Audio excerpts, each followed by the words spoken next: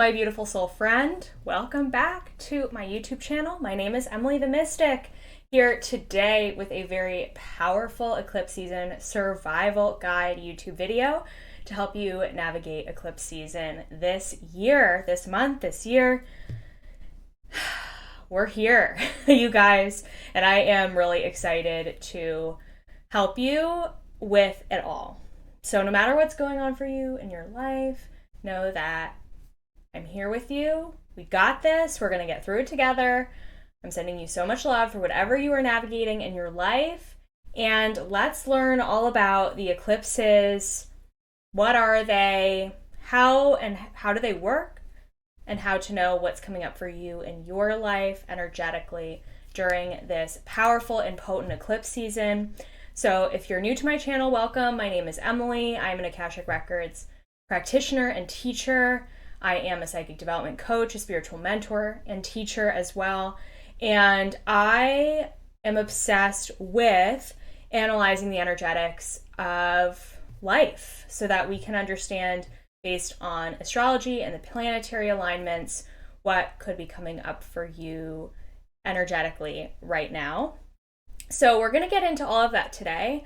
I am not an astrologer. I don't have any formal training in astrology. I took a course many years ago to get to know astrology, but I do know a lot about it. So I'm going to share with you my understanding and what I know about the eclipses and how they are navigating us, how they are affecting us as a collective right now, and so that you can best navigate them in your own life. So without further ado, let's get into it. So you probably have seen a lot of information out there on the internet about eclipse season. And so I want to really help you best work with the energy of this time so that you can get through it with as much ease and joy as you can. So let's talk about the astrology behind the eclipses so that you can better understand what themes may be coming up for you in your life during this eclipse season. So the eclipses are determined, their astrological signs are determined based on the nodes. And the nodes are points in space that astrologically change signs every 18 months. So our last set of eclipses was happening in the signs of Taurus and Scorpio, which are equal opposite points on the zodiac wheel. We have our final eclipse in the sign of Taurus with this lunar eclipse that's happening at the end of this month on October 28th, I believe. Yes, October 28th. And now we start a whole new eclipse chapter with the nodes have just shifted signs over the course of the summer. Now they are in the signs of Aries and Libra. Again, equal but opposite points on the zodiac wheel. So now all of our eclipses are going to be happening in the signs of Aries and Libra after this final Taurus eclipse on October 28th. So we have a solar eclipse that is happening in the sign of Libra on our, also corresponding with the new moon that is happening on October 14th. And then when eclipse season comes around the block again in 2024 in the spring, we will have a full set of Aries Libra eclipses to work with again. So Aries and Libra, again, they are opposite energies on the zodiac wheel. Aries is the sign of passionate action, determined, focused intention. It's the sign of strength, it's leadership, it's charisma. And Libra is the sign of collaboration and cooperation and balance and harmony and partnership and relationships. And both energies work really well together. When we have the best of both worlds, we can be accomplishing everything. We can have really dynamic relationships. We can have really passionate focus in our work and in our relationships. So the energies of both Aries and Libra are here to potentially bring about some big change for you in your life, especially if you have a lot of planetary placements in your own birth chart in either of those signs. Now, regardless of if you have planets in those signs in your astrological birth chart, you will still be impacted by eclipse season in some respect. It's just sort of the degree and the dynamic with which you are impacted by eclipse season. So if this interests you and you're curious about, well, what themes are being highlighted for me and my life with eclipse season, I would highly recommend that you go to astro.com. That's astro.com. It's free. Put in your name, your birth date, your time of birth, your place of birth. The more accurate, the better. And you can download your birth chart. And what I want you to do is I want you to take a look at where Libra is in your chart, what house it's in, which of the 12 pieces of the pie, which house is it in? And I also want you to take a look at Taurus and where on your birth chart, what house Taurus is in. Now, if you have planets in those houses, things are going to definitely be heightened for you. There may be other aspects, other things going on in your life, depending on what your unique birth chart looks like. But regardless if you have planets or not, even if you have an empty house, for me, Aries is in my 12th house and it is totally empty. There are no planets there. But still, Aries represents my 12th house. And so when we have that Aries eclipse that happens in 2024, I'm going to want to look to my birth chart to see what that 12th house represents and what could be coming up for me in my life at that time. So for my birth chart, I have Taurus in my first house of identity and personal beliefs and me, myself, and I. And then I have Libra in my 6th house of work, daily routines, systems, structures, day-to-day life. So I'm going to share with you what's coming up for me this eclipse season for both the Taurus lunar eclipse and the Libra solar eclipse, so that I can help you understand what could be coming up for you in your own life. So you're going to want to first go to that birth chart, your birth chart, to see what houses those signs are in, so that you can understand what themes are going to be coming up for you at this time of the year during eclipse season. If you are getting confused with your birth chart, I am totally not affiliated with this group, but I absolutely love the Chani app. That's Chani. The Chani app is an incredible resource for astrology. It's what I use for working with my own clients and helping them understand their own unique astrology and my own unique astrology as a practitioner. So that app, it's subscription based, but there's a ton of awesome information packed in there, and you can read more about how the eclipses are impacting you there. Now, if the astrology is too much for you and you're like, that goes way over my head, not interested, I want you to turn to what is going on in your external reality to see how the eclipses are going to be impacting you. And to take a look at, and you may even want to journal on some of these questions, what themes are really coming up in your life? What feels like it's rapidly falling apart? What feels like what area of your life feels like it needs a lot of change? What area of your life are you really being challenged in right now? Where do you feel like you need to grow? Is that in terms of your money and finances, your career, your relationships, your health, perhaps? Where are you being pushed to make a change in your life? What's falling apart? What do you feel called to let go of? What even feels sticky or stagnant or stuck? That's just not feeling good anymore. And what feels old? What feels like I've been there, done that, I'm done with this, I'm ready for something new? Those are all the places in your life where the eclipses may be helping you make some rapid change and some transition into something new in your life. Your external reality is always going to be an opportunity for you to see what needs to be healed, what you need to focus on, what you need to let go of, and also what you need to begin, what new things you need to do, what new energies you need to embody, what new things need to be seeded or birthed in your life. So your external reality is always going to be a reflection of what is going on. Your higher self and your guides, I'm such a big believer in this. This is what I teach for myself, for my clients. Your life is so divinely guided at all times. Your higher self and your guides are helping you by giving you situations, opportunities to heal, karmic lessons to learn, so that you can work through them, learn something about yourself, have so much more love and compassion for yourself, and then move on. And hopefully manifest something new, bring about new change or something brand new into your life that's going to be a much better fit than what you're being called to let go of right now. So with that in mind, no matter what's coming up in your life, the first thing I want you to remember is that it's happening for a reason. It is not random. And even if it feels hard, because it's all you know, what you're navigating right now, even if it feels sticky or uncomfortable to let go of, again, because it is all that you know that in releasing it, you're going to be aligning yourself to something that's going to be a much better fit for you.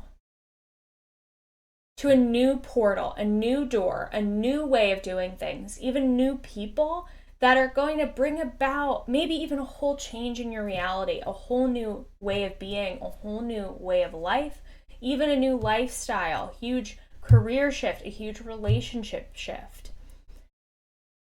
So things, even if you're feeling like things are falling apart and it's really stressing you out, remind yourself it's happening divinely for a reason.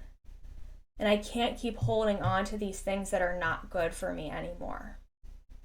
Because as you and I both know, the universe will rip away, perhaps even rudely, the things that are really not a good fit for you. And so, especially if the universe is gently right now bringing to your doorstep, very subtly, the things that are not a good fit for you, and your guides are like, hey, probably a good idea if you really set boundaries with this person, or it's a really good idea if you start implementing this change in your life. If you don't do it now, you're gonna get a rude awakening later on. Your guides are gonna, instead of giving you the gentle Post-it note, the gentle nudge of like, here's what you need to do, you're gonna get a big old hammer on top of your head, and it's gonna hurt more. So, and I'm right there with you. I'm gonna share what's going on in my own life to help you navigate this even more. So, couple things to keep in mind with the eclipses. Be very mindful and aware of what's coming up in your life. The awareness is key. Be conscious of what the universe is bringing to your doorstep, even if it sucks, even if it's bringing up a lot of heavy emotions. The more you can sit with what's coming up for you, the more conscious you're going to be able to make a different choice, a different decision, and the better your outcome is going to be. Also, so that, again, you don't have to revisit some of these things again in the upcoming eclipses that happen next spring. Let's just deal with that shit now and let it go. Eclipses can also really tend to speed things up. So if you're one of those people who has been kind of sitting, chilling out over the course of the summer, and maybe you're even feeling bored and you're ready for something new, get ready, because the eclipses are going to help you shift things quickly, which is a great thing, because you're going to be in a whole different place, maybe even a whole different state of being, different lifestyle by the end of this eclipse season. It can be exhausting. It can be terrifying. It can feel like things are happening all at once. There's a reason for that. You're ready for it. You're prepared for it. Remember, your higher self chose this. So there's nothing that you're not equipped to handle. You don't have energetic capacity to deal with. You got it. It's going to be okay. And a reminder that the universe, again, is always going to remove things from our path that are not right for us, even if it hurts. And again, it could happen fast. So if things are not meant to be, they are really not meant to be during eclipse season. And don't second guess it. Don't overthink it. So I know for me in my own life, I've been shown a couple of very clear relationship situations with some old friends in my life, with some old spiritual teachers in my life, just some old situations where the universe is like, these people are not meant for you. Sorry, you can't keep clinging on to it anymore. It's time to let them go. It's time to move on. It's time for a new path. It's time to create space for new people to come in. And trust me, that sucks. It's not fun, you know, especially with relationships that I've had in my life for a long time. But with those specific friendships, mentors, teachers, relationships, I know that the universe is going to be bringing me my next level through new people. But I don't have space for them right now because I'm lending space to these old dynamics that are just not, it's an old pattern that's not good for me anymore. And so the universe is giving me these situations on a silver platter where it's like, hey, this doesn't feel good anymore. So why are you still staying here? Why are you still saying yes to this? Why aren't you setting a boundary? Why aren't you moving on, leading yourself? Why are you letting other people lead you? And my guides are like, no more of that. You have to lead yourself.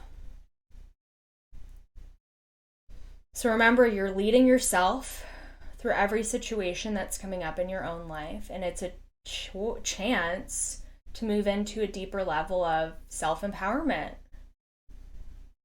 a deeper level of connecting to your divine power, which is exciting. Definitely exciting, but in the moment, I get it. It stinks. A lot of this stuff can hurt and can bring up some heavy emotions and also reminders of your past as well.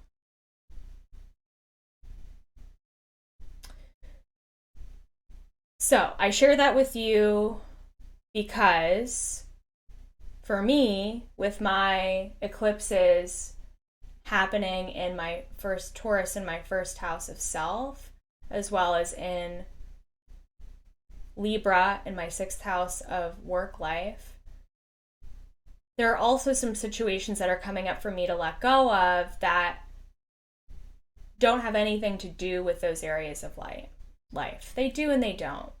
So there may be some things coming up for you that are totally outside of the realm of what your birth chart is telling you. And that's okay. So don't be surprised if there are things that come to light that you need to shift or let go of or release that are different than what's in your astrological forecast for this month. So just be aware of that as well.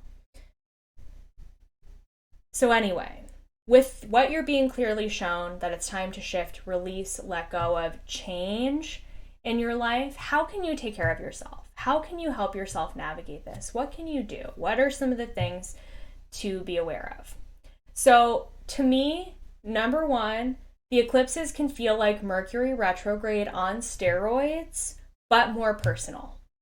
With Mercury retrograde, you're kind of like, oh snap, my flight got delayed, or oh shit, that email didn't go through, and I'm not taking it personally because I know it's Mercury retrograde.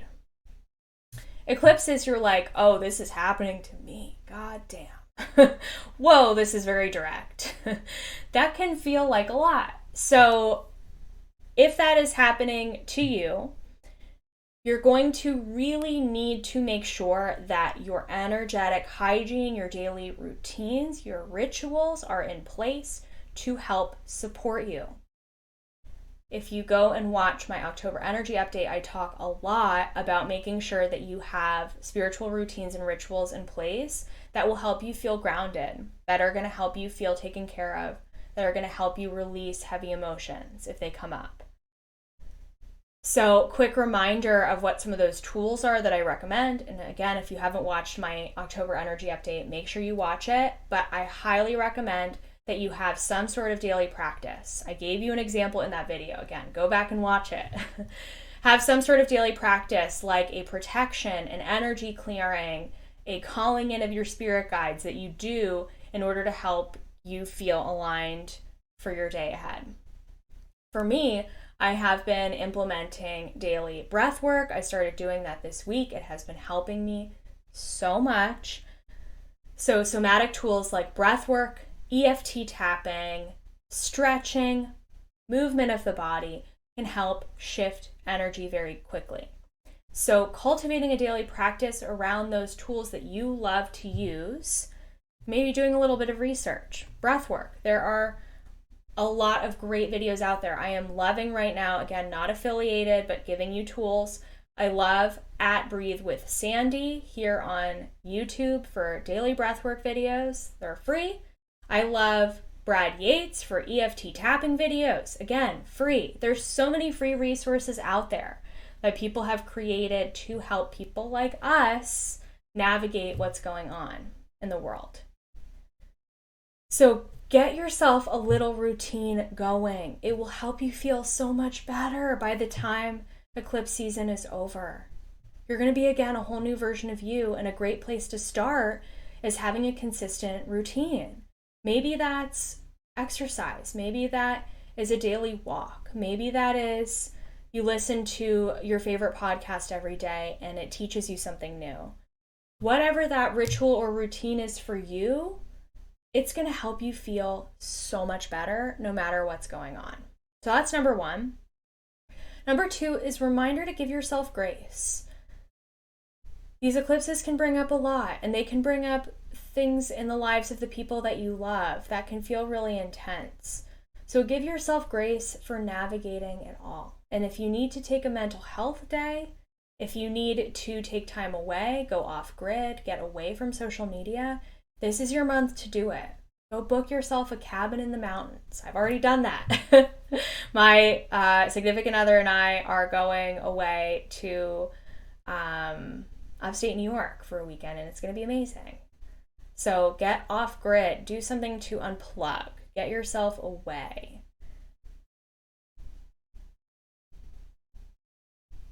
And finally, cultivating a relationship with your spirit guides will be really helpful for you right now. Calling them in daily. Spirit guides, please be present with me throughout the course of the day today. And learning how to work with them, learning how to ask them questions, ask for help. If you don't know how to do that, join my membership or purchase the Intuition Activation Academy. I take you through all of my steps to help you work with your spirit guides.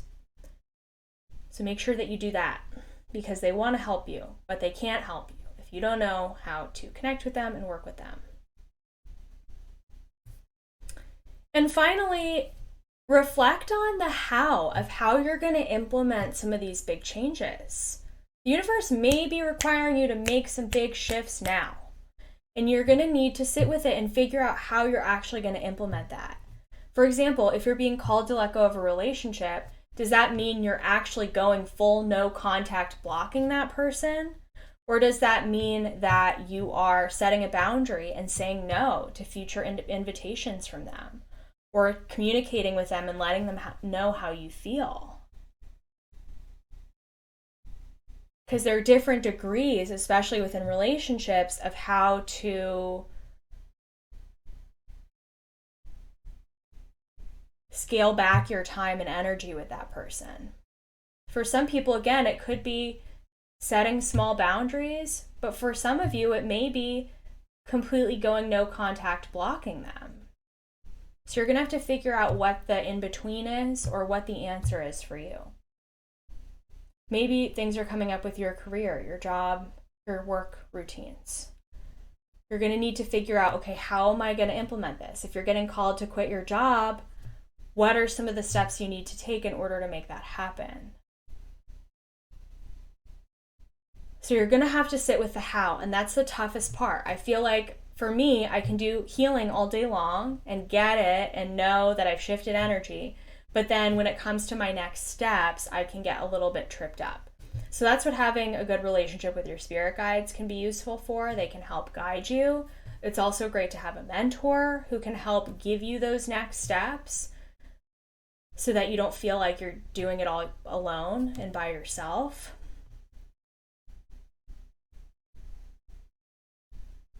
And really sit with, okay, like, what is my next baby step for making this big change? If you have the luxury, of course, to figure it out yourself. Perhaps the universe is pulling things away from you and there's nothing you can do. But if you do have the luxury of figuring it out, really sit with, like, what's the best choice for me? And a reminder that it's going to be okay. We're going to get through it. We go through this twice a year, every year. If you feel like October and April are really intense months of the year, this is why. So I know for me, I dread the spring eclipses more than the fall ones, but they both can bring a lot of intense energy. So take it easy on yourself. Take it a day at a time, a step at a time. If you need help and support, I'm here for you. Join my membership, book a reading. Got a lot of great things going on. Check out my Instagram page for more information on my workshops this month and everything that I have coming up. And please make sure to like this video, subscribe to my channel for more content like this, and comment below what's coming up for you during eclipse season. I'm sending you so much love for navigating it all. Good luck with it all. I know you can do it. It's going to be okay. And I see you. I'm here with you. And I will chat with you soon. Bye for now.